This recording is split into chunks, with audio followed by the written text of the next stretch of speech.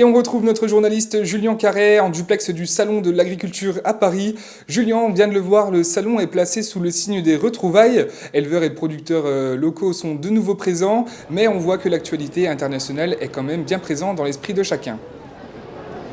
En effet, James, depuis la déclaration de guerre du président russe Vladimir Poutine contre l'Ukraine, le gouvernement français a mis en place plusieurs sanctions économiques. A contrario, le monde agricole pourrait être impacté puisque l'Ukraine est un producteur important de céréales et la Russie est le premier exportateur au monde.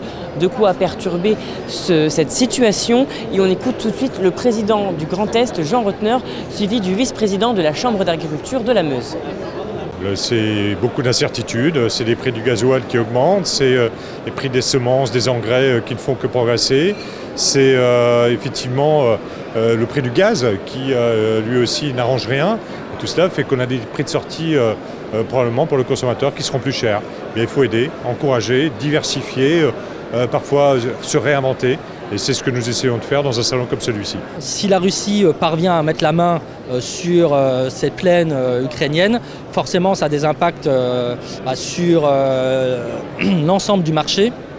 Sachant que parallèlement à ça, l'Europe organise une nouvelle PAC avec des jachères, avec quelque part une forme de décroissance, ce qui signifie qu'on doute de notre capacité à être autonome alimentairement demain et surtout de pouvoir servir nos clients du Maghreb.